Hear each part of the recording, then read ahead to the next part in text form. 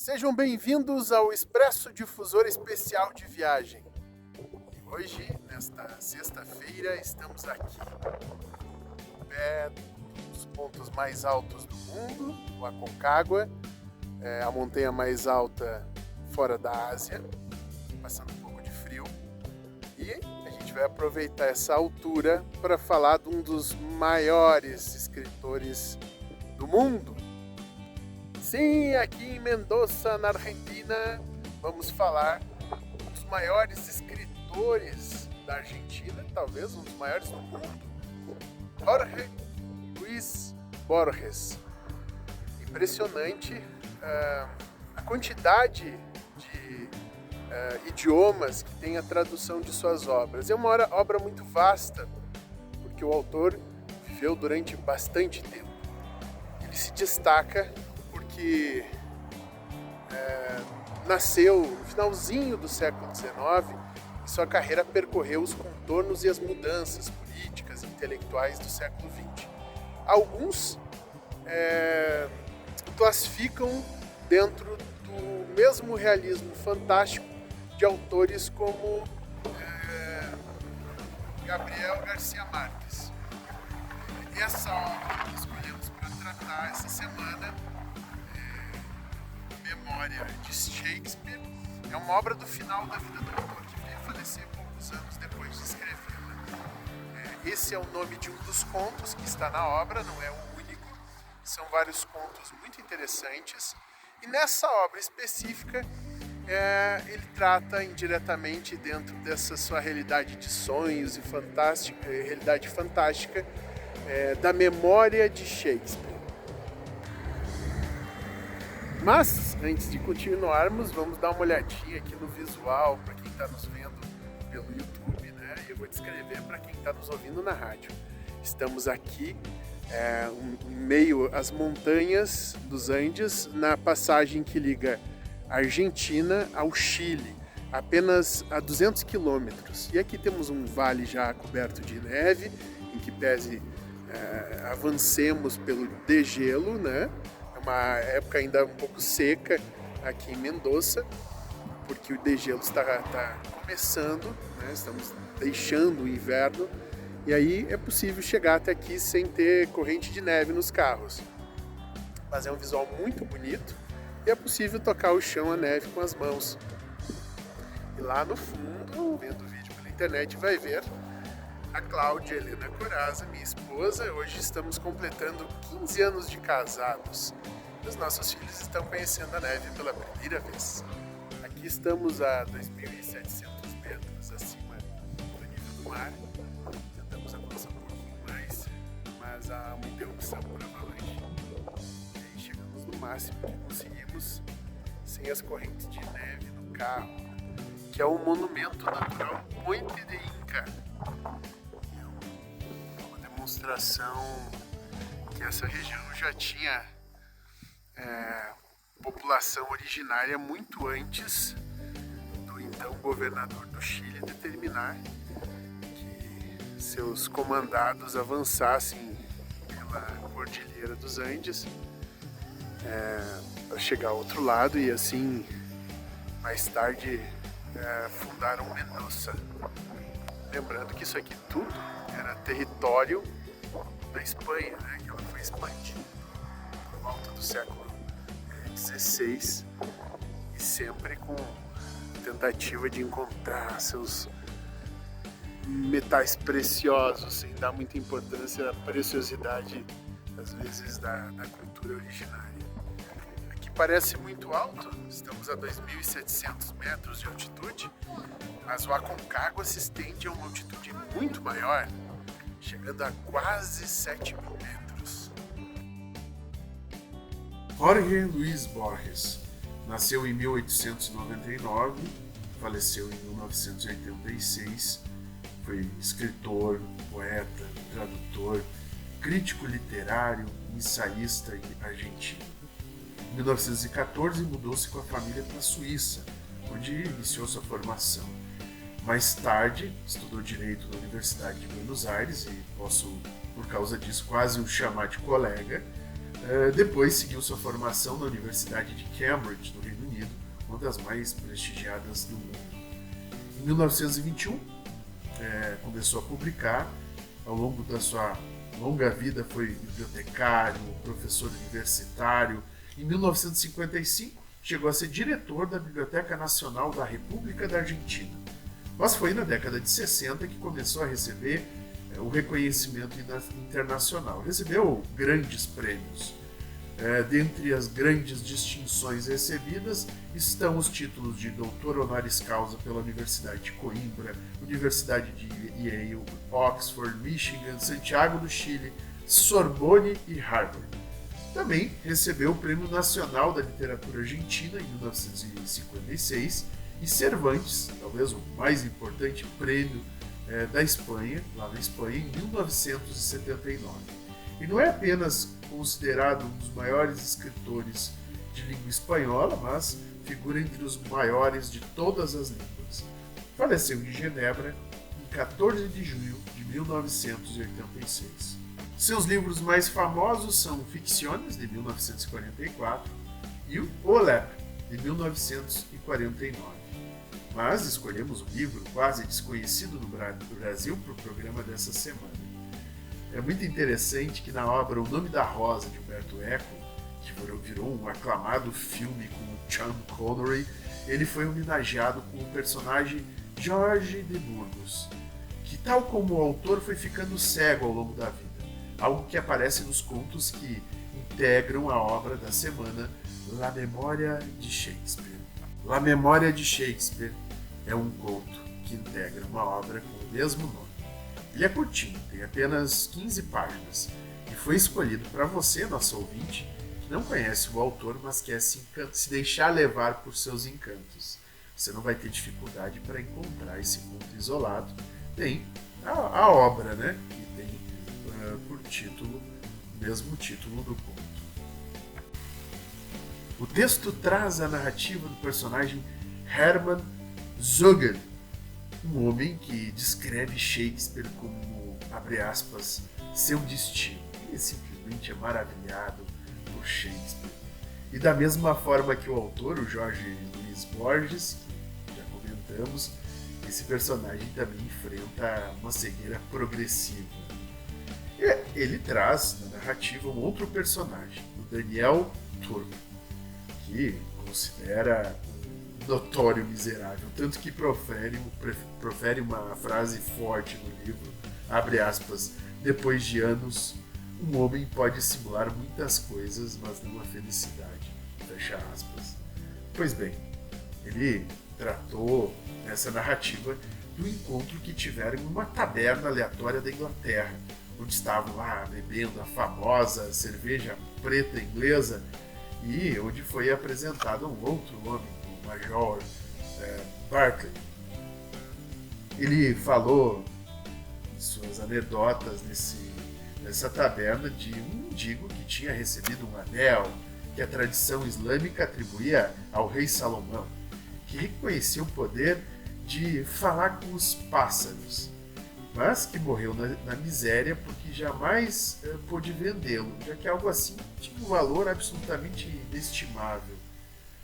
Mas depois que o Barclay se despede, o Daniel Thorpe, concordando com a história de que existem coisas com um valor inestimável que não podem ser vendidas, ele chega mais próximo do seu amigo Hermann Zoger e diz, abre aspas, a memória de Shakespeare, desde os tempos mais infantis e antigos até o início de abril de 1616, pode ser sua. E ofereceu, olha só que coisa maluca, a memória real de William Shakespeare. O Hermann, obviamente, no início acredita que aquilo é uma conversa de bar, né? Dessas que são levadas pelas borbulhas da cerveja. Mas então o Daniel Thorpe contou que tinha sido médico militar e que um soldado chamado Adam Clay, que tinha recebido 2 tiros de fuzil, antes de falecer, tinha oferecido a ele as memórias de Shakespeare. E aí só teve tempo de explicar que o possuidor deve aceitar a memória de Shakespeare em voz alta e o outro que doa as memórias a perde para sempre. Apesar de la vigília anterior, quase não dormia na noite seguinte. Apesar da vigília anterior, mal dormia na noite seguinte. Descobri, como outras tantas vezes, que era um covarde. Descobri, como tantas outras vezes, que era um covarde. Por el temor de ser defraudado, não me entreguei à la generosa esperança. Por medo de me decepcionar, não me entreguei à esperança generosa. Quiser pensar que era ilusório o presente de Torpe. Irresistivelmente, a esperança prevaleceu. Queria pensar que o presente de Torpe era ilusório, mas irresistivelmente a esperança prevaleceu. E aí vem a parte que normalmente é utilizada para apresentar esse conto. Shakespeare seria mío, como nadie lo foi de nadie, nem el amor, nem la amizade, nem sequer el ódio. De algum modo, eu seria Shakespeare. No escribiría las tragedias ni los intrincados sonetos, pero recordaría el instante en que me fueron reveladas las brujas, que también son las parcas, e aquele outro em que me foram dadas as vastas linhas. Significa que o Shakespeare seria dele, como ninguém era de ninguém, nem no amor, nem na amizade, nem mesmo no ódio. E de certa forma ele seria Shakespeare. Ele não ia escrever as tragédias ou os intrincados sonetos, mas queria se lembrar daqueles momentos especiais, das revelações, dos momentos em que realmente essa genialidade de Shakespeare aflorava, que eu acho que é o que todos os escritores buscam quando leem os clássicos, e encontrar essa intimidade com o autor. Com a memória de Shakespeare, ele queria lembrar do grande amor de Shakespeare, Anne Hathaway, e lembrar como lembrava do amor da mulher que lhe apresentou o próprio amor numa cidade alemã muitos anos antes. E aí o autor rememora a lição de Kinsey, que eu acho maravilhosa e ajuda a sintetizar muito do que é a proposta do conto, de que o cérebro humano é um palimpsesto. Palimpsesto? O que é um palimpsesto?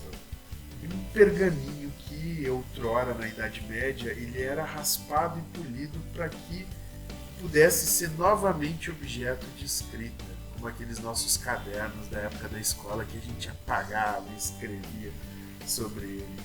E aí a expressão interessante, abre aspas, a memória, toda poderosa, pode exumar qualquer impressão, por mais momentânea que seja, se receber estímulo suficiente. Fecha aspas. Olha que interessante. Nesse momento, o autor nos traz o âmago da sua obra, que é esse processo do lembrar, relembrar, e como esse processo acontece. Ele exige estímulo, essa conexão com Shakespeare, das memórias que ele recebeu, não ia ocorrer de forma automática, como Queimou disse também que era necessário esse afloramento.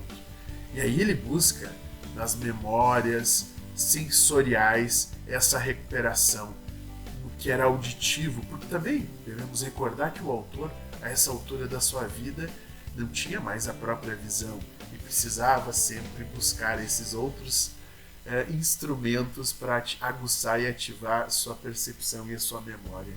Mas ele nos recorda da importância de nos conectarmos integralmente com os nossos sentidos para realmente entender o que a nossa memória é, como a gente consegue invocar essas sensações. Na altitude do Aconcagua, os meus filhos, por exemplo, viram a neve a primeira vez. E eu tenho certeza que as fotos e vídeos que fizemos não vão durar para sempre. Porque por mais que a gente ache, a essa altura, que Instagram, Facebook, isso tudo dure para sempre, a gente sabe que isso não dura, isso é efêmero. Esses programas às vezes se perdem com senhas e backups e as fotos se perdem. Mas eu prefiro imaginar que em algum momento da vastidão, em algum local da vastidão de seus cérebros, tal como esse pergaminho que é reescrito de forma sobreposta, né? Esse processo de memória, essas marcas vão ficar, e aí eles vão lembrar do dia 13, do dia 15, do dia 14, os dias que estivemos aí em meio à neve na Argentina. E aí é o momento em que a gente pode sair da literatura e ir para filosofia, para metafísica, para psicologia, para onde você quiser, porque o que ele fala é de uma sabedoria absurda. Ele se dá conta de que da mesma forma que alguém tem apenas possibilidades ao adquirir uma enciclopédia, que você não adquire ela linha por linha, ao receber o conjunto das memórias de Shakespeare, ele também não teria uma tarefa tão fácil, abre aspas, diz ele, né? E aí é aplicável a todos nós. Ninguém é capaz de abranger a plenitude de seu passado em um único momento. Nem Shakespeare, até onde eu saiba, nem eu, que era seu herdeiro parcial, recebemos esse presente. Olha que interessante. A memória do homem não é uma soma, é uma desordem de possibilidades indefinidas. Tal como a nossa, a memória de Shakespeare incluía zonas. Grandes zonas de sombra rejeitadas voluntariamente por ele. Uma manhã, discerni uma culpa no fundo de sua memória. Compreendi que as 3 faculdades da alma humana, memória, entendimento e vontade, não são uma ficção escolástica. E aí ele começa a se dar conta das dificuldades de usar essas grandes experiências de Shakespeare, porque ele começa a perceber que mesmo Shakespeare conheceu em sua vida as trivialidades que todos nós conhecemos, e que sequer poderia fazer uma biografia dele, porque o livro ia ser inútil. E aquele que outrora parecia ser um caminho para a redenção, um caminho de aventuras, as memórias de Shakespeare, passa a ser algo assustador, opressor, terrível, porque Shakespeare e Hermann Zerger pareciam não caberem mais na mesma pessoa. Ele começa a sofrer com uma crise de identidade. E não preciso dizer que isso revela também o impacto que os grandes clássicos da literatura mundial tinham sobre Jorge Luis Borges, como tem em relação a cada um dos autores que começa a escrever, começa a sua vida tendo por base leituras de grandes gênios. Você se deixa apaixonar por eles, mas a uma certa altura você tem que deixar eles embora para você encontrar o seu próprio estilo, a sua própria voz, a sua própria visão de mundo. E aí também há uma lição literária no conto. E ele segue nesse processo de amargura e terror até que ele decide se livrar das memórias de Shakespeare. Pega o telefone e começa a discar de forma aleatória, o que era possível na época, né? Antes dos identificadores de chamada, os mais jovens talvez não consigam compreender que era possível você passar esses trotes num passado não muito distante. E depois de algumas discagens aleatórias, ele encontra alguém que genericamente aceita as memórias de Shakespeare sem maiores questionamentos e aí passa à frente essa que era para ser uma grande dádiva. Ele desliga o telefone e profere as palavras de esperança que servem para todos nós nessa sexta-feira, para quem for ver o vídeo daqui a um tempo, quando se confronta com os grandes gênios do mundo e se sente oprimido por uma realidade cada vez mais instagramável. Simplesmente o que sou me fará viver. E ele se despede das memórias de Shakespeare ouvindo Bach, encontrando as suas próprias memórias e a voz da sua própria identidade. Este foi o nosso Expresso Difusor especial de viagem dessa sexta-feira, que você também pode acompanhar em vídeo lá no YouTube Instituto Preceptor Comum. E mandando um beijo de despedida está aqui o Vicente, que viu a neve a primeira vez, como eu falei. E aí, meu filho, como foi a emoção de ver a neve? Você achou legal? Sim. Manda um beijo para as pessoas lá no Brasil. Um beijo, bom final de semana. E foi legal ver a neve? Sim. Então tá, um bom final de semana a todos e até a próxima semana.